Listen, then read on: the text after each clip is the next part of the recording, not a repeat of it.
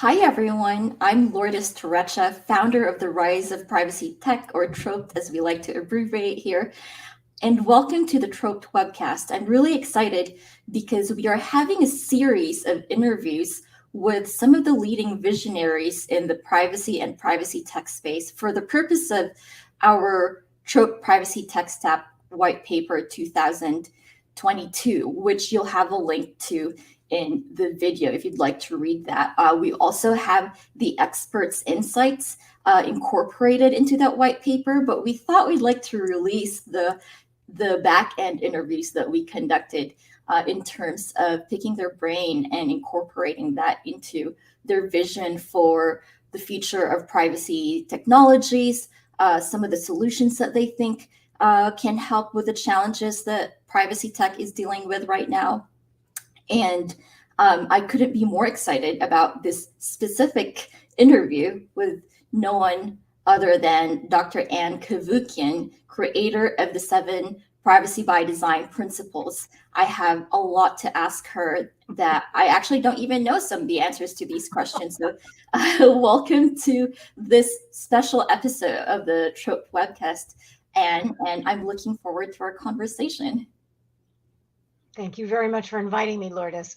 I'm looking forward to this too. Wonderful. Well, I like to ask folks how they ended up in privacy before we even jump into privacy by design and how that intersects with the emerging privacy tech industry. I'd love to, like, what I know you were a privacy commissioner in Canada and all of that, but I'd love to hear about what was it about privacy that got you to dedicate your life's work to it? You know, I was very lucky. I graduated from the University of Toronto. I got my PhD in psychology and law. So a strange mix. So I'm not a lawyer, I'm a psychologist, but that was the mix. And while I was studying the legal issues associated with psychology, privacy, the problems associated with privacy were just beginning. And you see, privacy is so important. To me, it should be to everyone. It forms the foundation of our freedom. So I started digging deep into privacy, getting very interested in it. And I graduated, and the deputy minister, the deputy attorney general, who knew me, he said, "Look, you're not a lawyer, so I can't give you a full-time job at the attorney general's office, but I can give you a 1-year contract if you could come and convince my lawyers on the approach you take to applying privacy protective measures into the law." I said, "I'm in. I love it. So I went there and I started working with the lawyers and applying the law to privacy related issues. And then before I knew it, one thing led to another, and I was appointed privacy commissioner, which I served for 3 terms, like 17 years. I loved it. Oh, I love that because I love that background. I didn't know the psychology aspect of it, and that really makes me so happy because it highlights the point about privacy that you and I know, which is that privacy is cross-functional, and it's not just about legal, it's not just about engineering, it's also like at its very core, it's about people. And so it makes a ton of sense to me that you have that background in psychology, and perhaps we'll see how that played into your career, but also the creation of the 7 privacy by design principles, which I don't know the genesis of. Okay, I let me know tell you, it's all related. Yeah. So when I was first appointed as privacy commissioner, I went into the office full of lawyers, of course, and they were wonderful. But their approach to privacy issues was applying to the law, which is very important, the privacy laws, after a privacy infraction or data breach had taken place. So the harm takes place, then you apply the law and offer a remedy. It's very valuable, but I wanted to prevent the privacy harms from arising to begin with. I wanted a proactive means by which you could ideally prevent all privacy related issues and not have to apply the law because they wouldn't exist. And so this was all new to the lawyer. So what I did, literally over 3 nights at my kitchen table, I created Privacy by Design, which was all about being proactive, embedding privacy into the design of your operations, bake it into the code so that it is an essential component. People can't forget about it. It's always present in your operations. And I developed the 7 foundational principles of privacy by design. And after 3 days, I took it to the office and I had to sell it to my lawyers, literally, because it was a very different way of doing things. but they were great. They got it. I was saying, look, it's not that we don't need privacy laws. Of course we do. I'm just hoping to minimize their use by ideally preventing the privacy harms from arising by being proactive. So they were in, and then away we go. And, we've had such luck with it, Lourdes.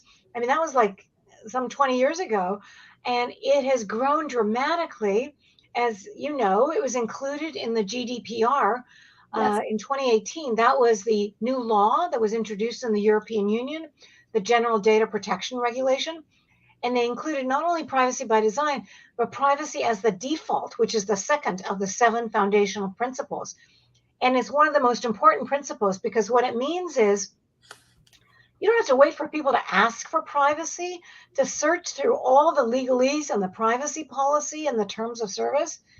It takes way too long. We wanted to give you privacy right from the outset as the default setting. You don't have to ask for it. We give it to you automatically. Win-win. I love that. Before we get into the global adoption, this has been adopted by commissioners, privacy commissioners all over the world at the global meeting in Jerusalem. I think it was at 2010? Yes. 2011. Yeah. But and by the way, to be a fly in that wall in your kitchen those 3 nights, I would have loved to have been there. But before we get there, I'd love to actually spell out for the audience. I mean, I know the 7 privacy by design principles. You mentioned 2 of them. Privacy as the default, privacy as not reactive but proactive. So, Anne, could you give us a quick bullet point rundown of the other 5, if you could? Proactive, don't wait for the harm to arise, try to prevent it. Embedded in design is critical. That's one of the principles, because if it's embedded in your operations, into the design of your code, bake it into the code, I always say, you can't forget about it. And that's Right. the same as the next one. The privacy as the default setting is literally, you don't have to place the burden of protecting one's data on individuals. No, you assure them that right from the outset, privacy is going to be the default setting, meaning it will always be present. You don't have to ask for it. We give you privacy automatically. People love that. A few of the others, I always say that the term privacy subsumes a much broader set of protections than security alone. But in this day and age, daily phishing and hacking, if you don't have a solid foundation of security from end to end with a lifecycle protection, you're not going to have any privacy. So you have to build in very solid security measures. Privacy and security go hand in hand. And that's one of the other principles, is get rid of the dated zero-sum model, which means privacy versus security, or privacy versus data utility. And it's never privacy that wins in that, but nor should it be, but nor should it lose. The choice shouldn't be one or the other. That's crazy. Give them both. Give them what's called positive sum, privacy and security, hand in hand, privacy and data utility. Believe it or not, privacy and marketing. I'm often asked to give the keynote. I'm often asked to give the keynote at the Canadian Marketing Summit, their annual conference. And I always start by saying, I know I'm the least popular speaker here today. And fortunately, they laugh. And I say, look, I'm very pro-marketing. I just want you to give people a choice. Privacy and marketing is you let people express their views on what they wish to receive, etc., things of that nature. So all of that works very well. I'm trying to think of the remaining principles.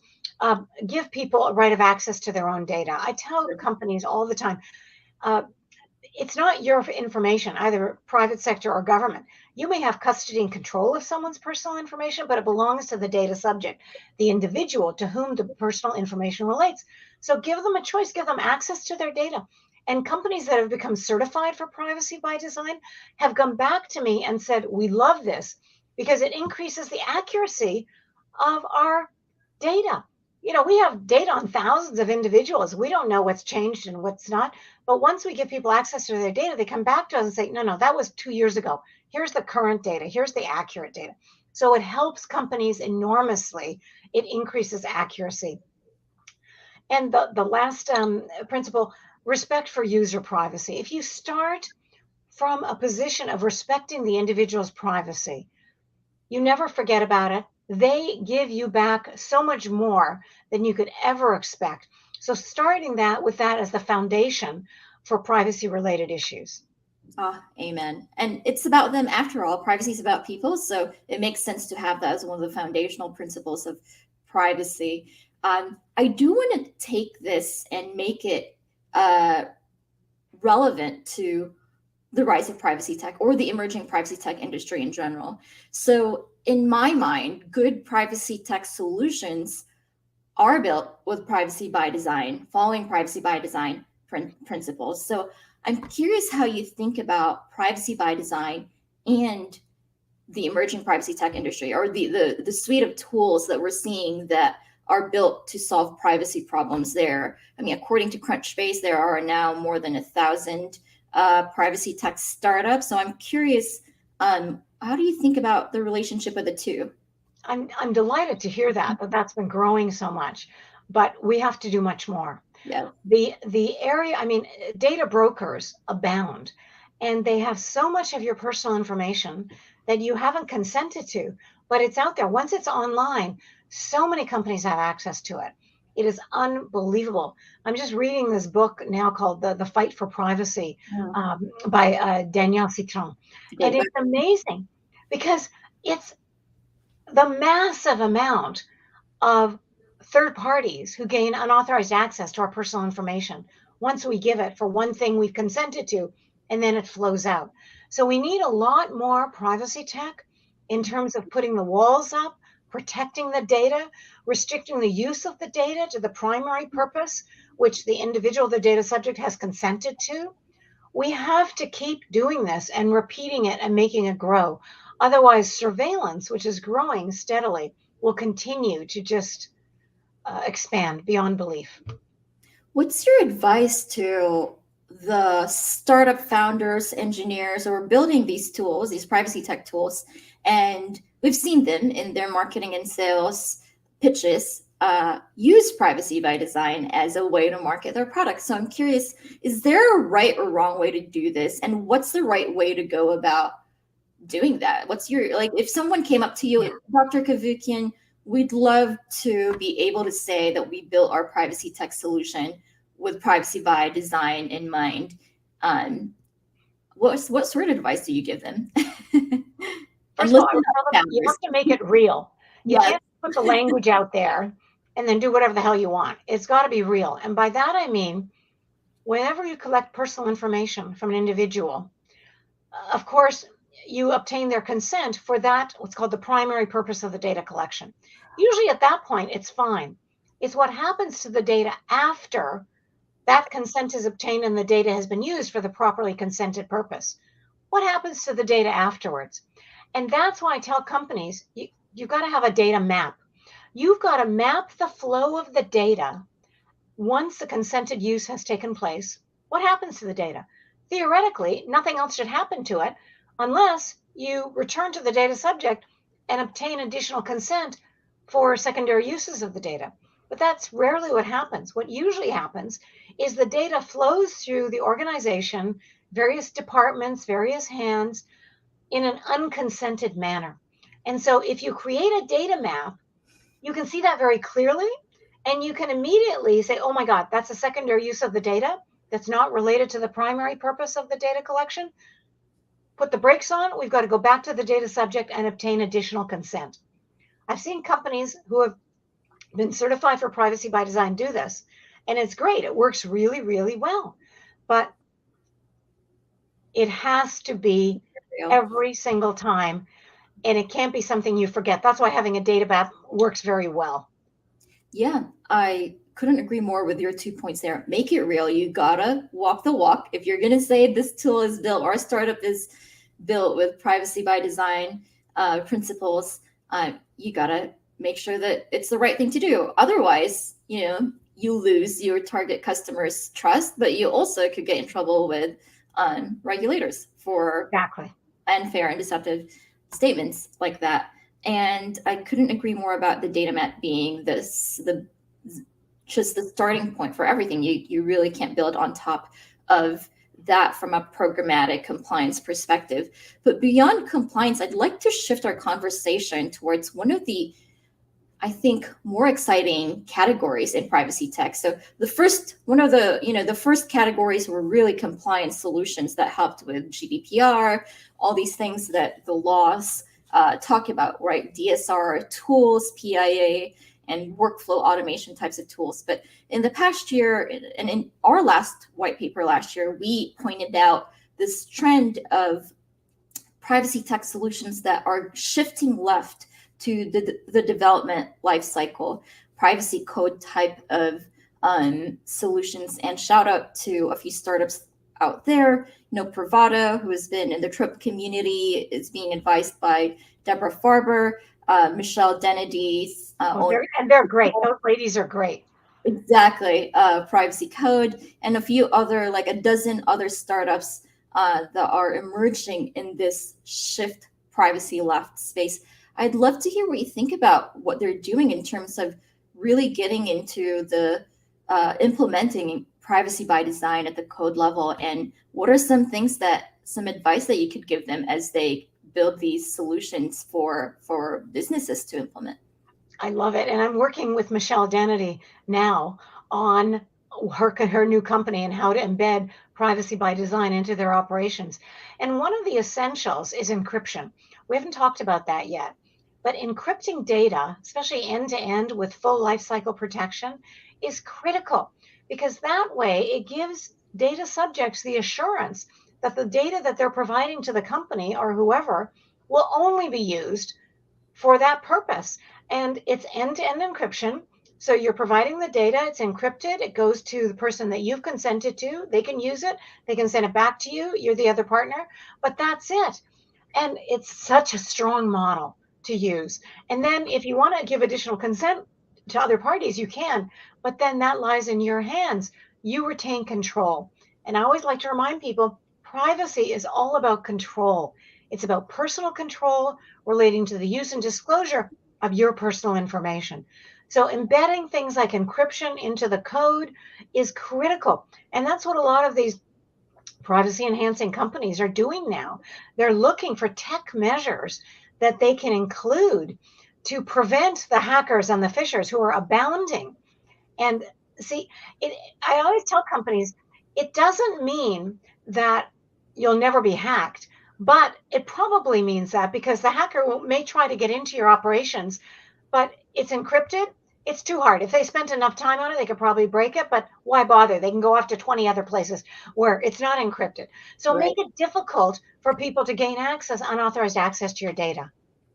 That's such a great point about encryption and security, and how that's just one of the different technical controls that you could have put in place to make it harder for others to infringe on privacy and take someone else's data.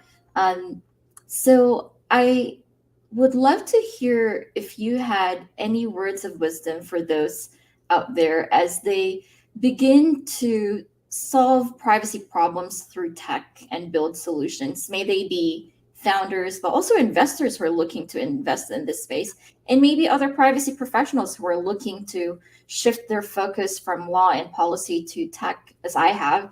I'm curious, what are some of the privacy by design related, or just advice in general, that you've been in the industry for decades, that we'd love to hear some pearls of wisdom? Make sure you've got the right people on board in terms of having the right skills. Encryption Right. is not something that comes easily. So you need people with a computer background who are specialized in that. So it's really, really important you've got the right skill set.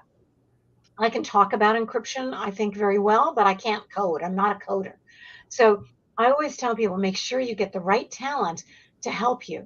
Then when I say to companies, I often go in and I speak to boards of directors and CEOs.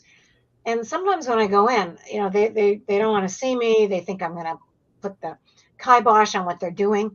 And I always say, give me 10 minutes. Give me 10 minutes to explain privacy by design to you and how I think you can enhance your operations. It's not going to close your doors. It's going to open them more widely and protect your customers' data. Then they're like this. And then after 10 minutes, they say, don't leave, stay. So what you need to do, you need to get the ears of the CEO and the boards of directors. And you need to make sure that whoever like the chief privacy officer is, that they're not excluded over here. They have to be part of the operations, part of the team, working hand in hand with the coders, with the business operations. You can't put them aside. You need to integrate them. And that's why the CEO has to be involved. Because when you've got senior management, senior executives involved, they can say, look, you got to work with these guys. You all have to work together. Let's make this happen. That's kind of coordinated approach is essential.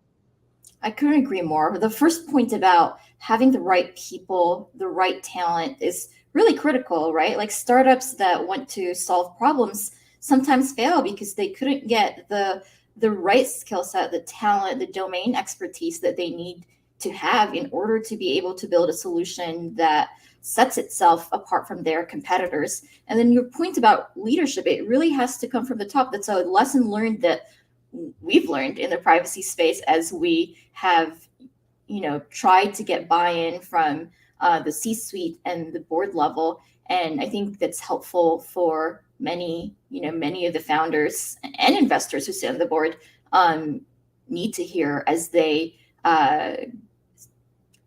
join us in our journey and our mission to put forward and improve the privacy of many people. Before we start wrapping up, I do have one question that I like to ask everyone in the TROPT Visionaries group, which you're a member of. So, side note, the TROPT Privacy Tech Visionaries is a group of leading experts, privacy and privacy tech experts, and Anne is one of our inaugural members, of course, as the creator of the 7 Privacy by Design principles. I'd love to have you share what your vision is for the future of privacy technologies. I don't know, like 10 years into the future, it can be hopeful, or it could be cynical. Either way, I'd love to hear where you see this emerging privacy tech industry that is just coming up. It's about 10 to 15 years behind cybersecurity, but I'm very much excited that for the first time, founders and investors are joining privacy professionals and regulators in seeing the value of privacy and really investing in privacy when it comes to their checks, when it comes to their time and their life's work. So where do you see this space in 10 years, Anne? Lourdes, I'm delighted with the growth in this area of privacy tech, and a lot of crypto people are getting involved in privacy, and all the groups you mentioned, they're growing. And I'm delighted with the rise of privacy tech. There's no question. What is a question mark in my mind is, will it be enough? Because the growth of surveillance is also massive. I mentioned the data brokers initially and others. It is staggering how much of our information is no longer under our control. I'm hoping we can reverse that, or at least put the brakes on it with this growth in privacy tech. So I'm optimistic, because you have to be optimistic. I've always been the optimist, but it's still a question mark. So I'm urging people, please get serious about this. It's not just about privacy and tech. It's your future, freedom. You can't have free and open societies without a solid foundation of privacy. And privacy breeds innovation and creativity. It is essential for that. We can't give up on that. I'm Armenian. I wouldn't be here if it wasn't for my amazing grandfather. My grandparents, this is 1915. My grandparents are in a Turkish prison, and they're due to be killed the next day in Armenian genocide. Yeah. They're scheduled to be killed the next day. My father was 3 years old. He's with them, and my other uncle and aunt. And my grandfather is trying to think of, what can I do to save my family? What the heck can I do? What did he do? This is my grandmother telling me the story. My grandfather was an artist, a beautiful painter, but so what, right? My grandmother said he always used to make her carry parchment paper and charcoal because he loved to etch wherever he went. So that night, she lit a candle. From memory, he etched a portrait of the General Pasha, who he had seen earlier in the day, the Turkish general. And the next day morning, when they're ushering them out to be killed, my grandfather says, rolls up the parchment paper and gives it to the soldier. And he says, please give this to General Pasha with my regards. And the soldier says, stupid man, what's he going to want to do with this? And my grandfather thought that was it. They were going to die. They were saying their prayers. Just as they're about to be killed, on horseback comes riding General Pasha, waving the parchment paper, saying, who did this? I want to know who did this. And my grandfather says, Effendi, that's a sir in Turkish, I did it with my regards. He said, I like it very much. You and your family, you're free to go.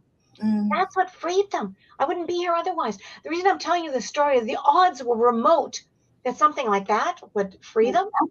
Wow. So in terms of privacy, I always say, don't worry about the odds.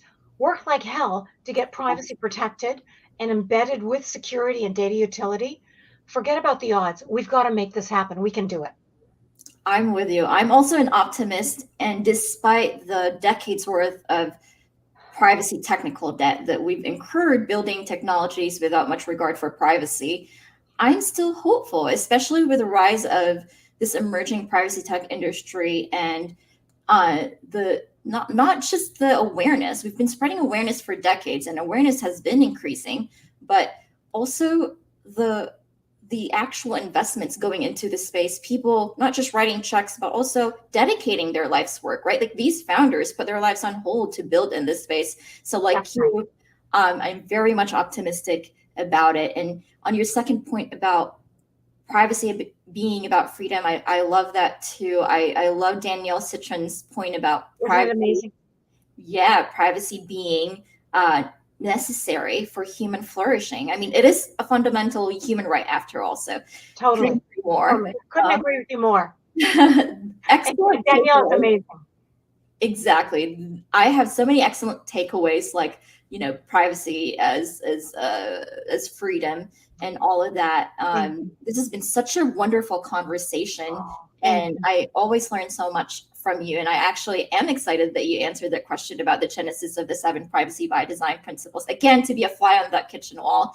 But before we wrap up, Anne, I would like to give you the opportunity to share anything at all, any calls to action that you might have for the Rise of Privacy Tech audience. We have founders, investors, and advisors who are listening in.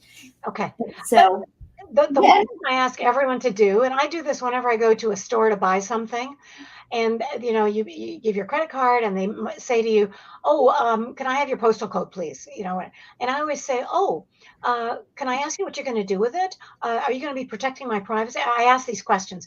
The clerk doesn't have a clue. The clerk goes and gets the manager. Manager comes back and says, oh, you care about privacy. Oh, here's what we can do. We can do this, this, and this. All of a sudden, by expressing my interest in privacy, my protection goes up. Please, to everyone listening, express your interest in privacy and your wish to have it preserved. We can do this. I love it. I thought I was the only weirdo who pushed back whenever a store person asked for my phone number or email. So it's good to know that there are others out there who are expressing their preferences. Anne, thank you so much for joining us today. This has been such a pleasure. And to everyone who is watching, again, thank you. We value your involvement in the rise of privacy tech. If you haven't read it already, please, you know, download and read this year's TROPT Privacy Tech Stack white paper, which is the follow-up to last year's white paper on defining the privacy tech landscape. And Lourdes, if I can just say, it's been my pleasure speaking with you. If people have any questions, please go to my website, the Global Privacy and Security by Design Center.com. I'll answer any questions you have. I do regular consulting and I always want to help people.